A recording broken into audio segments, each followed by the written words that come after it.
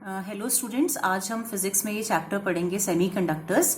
तो सेमीकंडक्टर्स जो आपका चैप्टर है, इसमें इसको स्टार्ट करने से पहले कुछ बेसिक्स देख लेते हैं। सबसे पहले स्ट्रक्चर ऑफ एटम। तो जो एटम है उसके स्ट्रक्चर को आपने पढ़ा है कि जो acceptable structure of atom consider किया जाता है वो है कि इसके सेंटर में न्यूक्लियस है जिसे नाभिक बोलते हैं। इस नाभिक के अंदर न्यूट्रॉन्स और प्रोटॉन्स हैं। न्यूट्रॉन्स के ऊपर जो चार्ज है वो न्यूट्रल होता है और प्रोटॉन्स के ऊपर चार्ज पॉजिटिव चार्ज होता है। और इसके आसपास ये अलग अलग कक्ष हैं जिनमें कि इलेक्ट्रॉन्स रिवॉल्व करते हैं, इलेक्ट्रॉन्स इनमें आसपास घूमते हैं, राइट। तो ये स्ट्रक्चर ऑफ एटम है। उसके बाद आपने ये भी पढ़ा है कुछ एटॉमिक स्ट्रक्चर्स ऑफ एलिमेंट्स। तो यहाँ पे हम कुछ एलिमेंट्स के एटॉमिक स्ट्रक्चर यहाँ देखते हैं। सबसे पहले सिलिकॉन लीजिए। सिलिकॉन का एटॉमिक नंबर होता है 14। एटॉमिक नंबर का मतलब हुआ नंबर ऑफ प्रोटॉन्स, जितने उसमें प्रोटॉन्स प्रेजेंट हैं। तो इसमें 14 प्रोटॉन्स हैं, 16 न्यूट्रॉन्स हैं। अगर आप इसकी इलेक्ट्रॉनिक कॉन्फ़िगरेशन कंसीडर करें तो इसकी इलेक्ट्रॉनिक कॉन्फ़िगरेशन होती है 284। इसका मतलब यह है कि इसका जो अंतिम कक्ष होगा, इस अंतिम कक्ष में 4 इलेक्ट्रॉन्स हैं, राइट। पहला जो कक्ष है फर्स्ट ऑर्बिट, उसमें 2 इलेक्ट्रॉन्स, सेकेंड ऑर्बिट में 8 इलेक्ट्रॉन्स और थर्ड ऑर्बिट में 4 इलेक्ट्रॉन्स।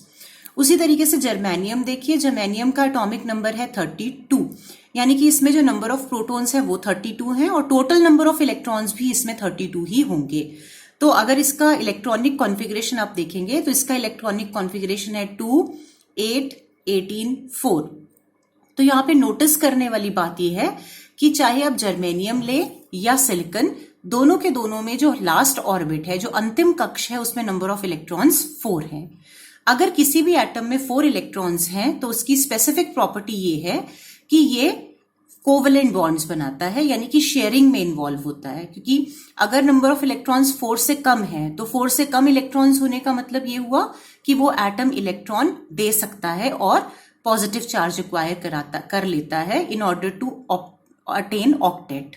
स्टेबल कॉन्फ़िगरेशन अटेन करने के लिए, ऑक्टेट बनाने के लिए वो इलेक्ट्रॉन्स दे देता है और पॉजिटिव चार्ज ले लेता है।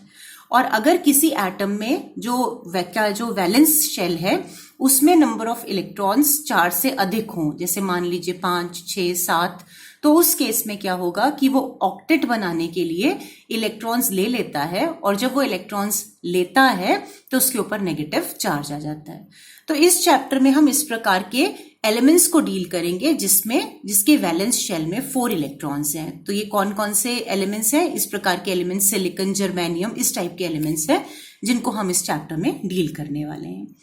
अब नेक्स्ट आर्टिकल देखिए, ये है इलेक्ट्रॉन की ऊर्जाएं, इलेक्ट्रॉन एनर्जीज। जैसे कि अभी हमने पढ़ा कि अलग अलग कक्ष होते हैं, अलग अलग ऑर्बिट्स हैं किसी भी एटम में। तो कोई भी अगर आप एटम कंसीडर कर लेंगे, इसमें कितने कक्ष होंगे ये फिक्स्ड है, ये निर्धारित है। जैसे आपने सिलिकॉन देखा तो सिलिकॉन में कितने कक्ष थे?